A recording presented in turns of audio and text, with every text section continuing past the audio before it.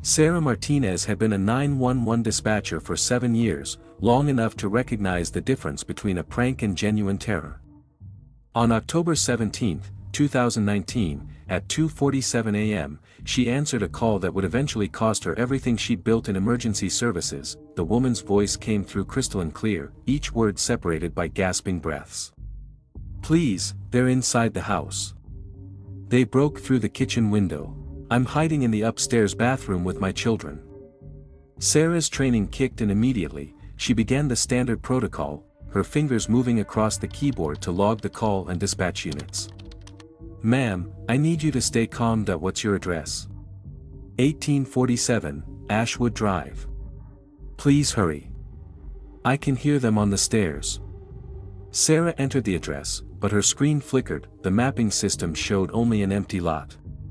She switched to the backup database. Same result. Her supervisor, Tom Hendricks, was making his rounds. She flagged him over, covering her microphone. "Tom, I've got an active home invasion, but the address isn't populating." He leaned over her shoulder, squinting at the screen. "What's the address?" 1847 Ashwood.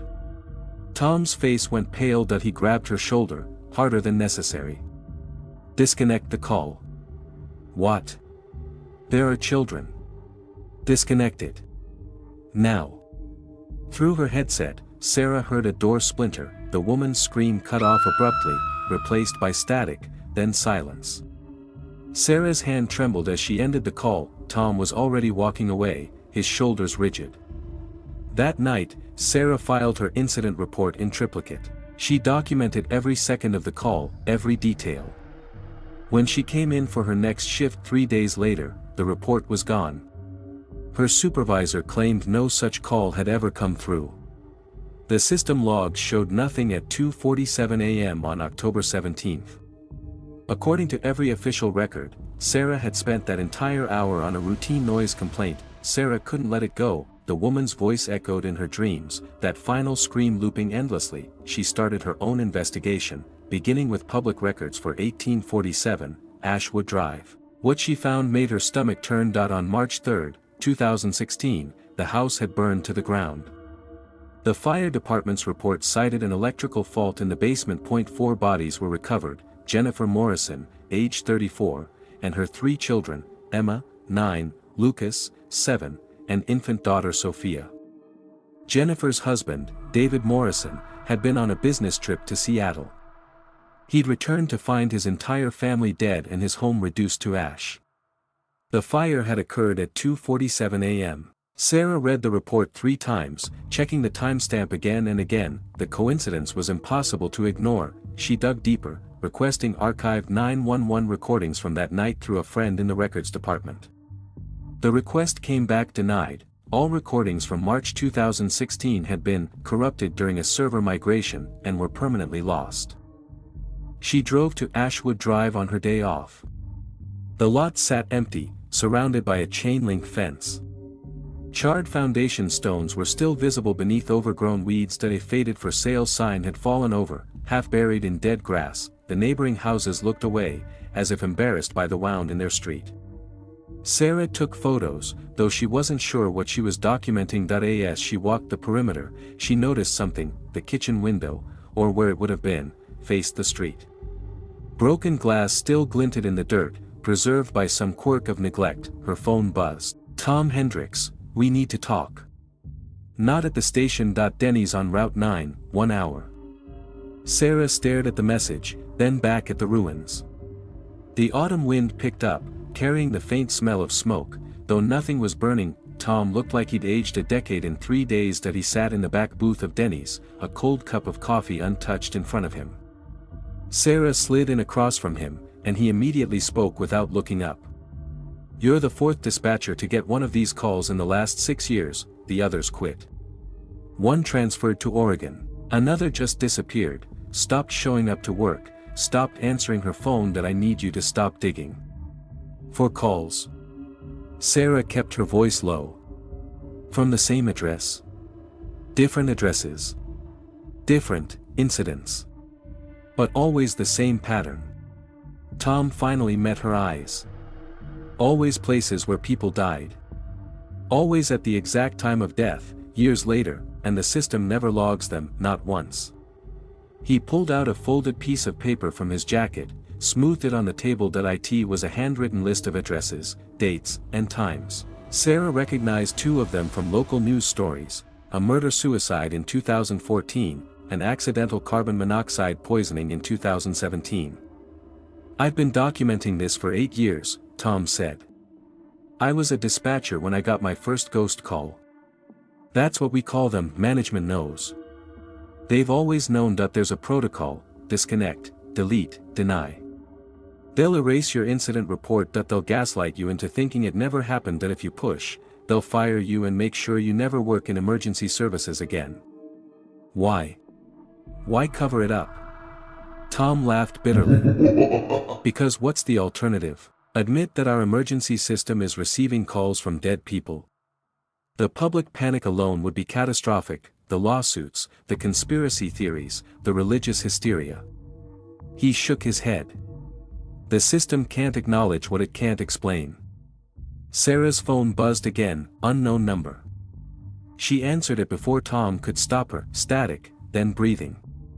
Then that same crystalline clear voice from 1847 Ashwood Drive: "Why didn't you help us?" The call disconnected. Sarah's hands were shaking so badly she nearly dropped the phone. Tom was staring at her. "They've never called back before, not to any of us." Sarah stopped sleeping. Every time she closed her eyes, she saw that address. She started monitoring the dispatch logs obsessively, cross-referencing every call with historical records. Tom had given her access to his hidden files, the real documentation that management didn't know existed. The pattern was undeniable: ghost calls occurred approximately once every 8 to 14 months. Different dispatchers, different addresses, but always the same phenomenon. Calls from the dead, at the exact moment of their deaths, reaching forward through time to a 911 system that couldn't help them. 3 weeks after Denny's, Sarah was working the graveyard shift when her screen flickered at 3:22 a.m.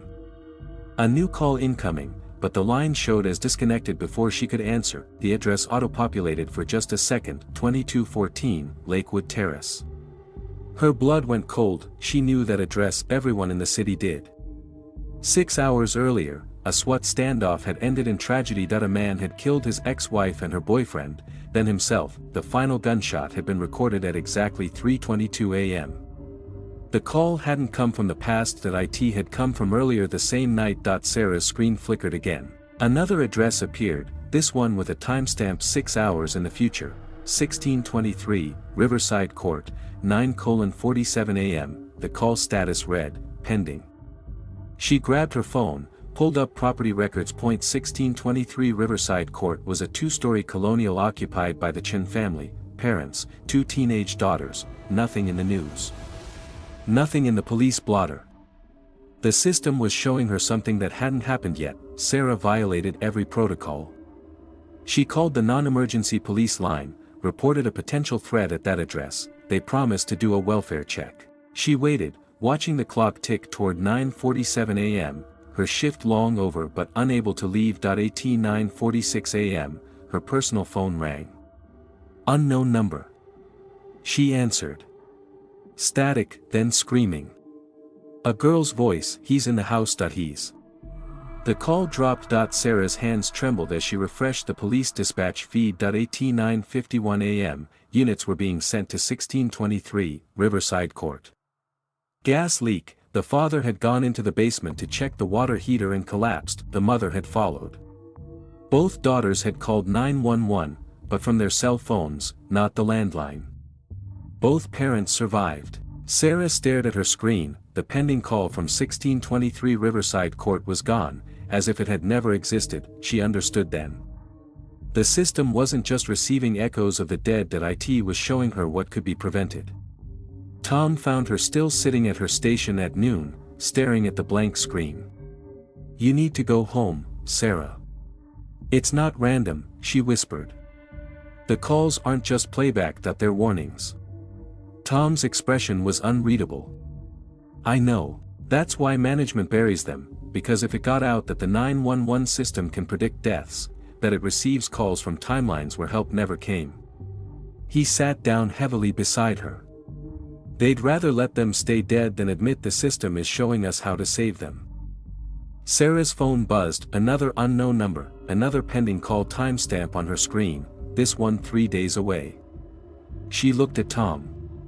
I can't disconnect anymore. Then you'll end up like the others.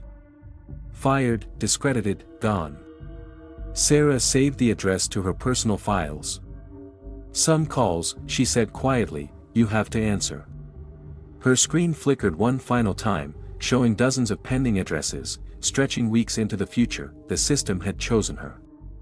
And now she had to choose, her career, or the voices that only she could hear.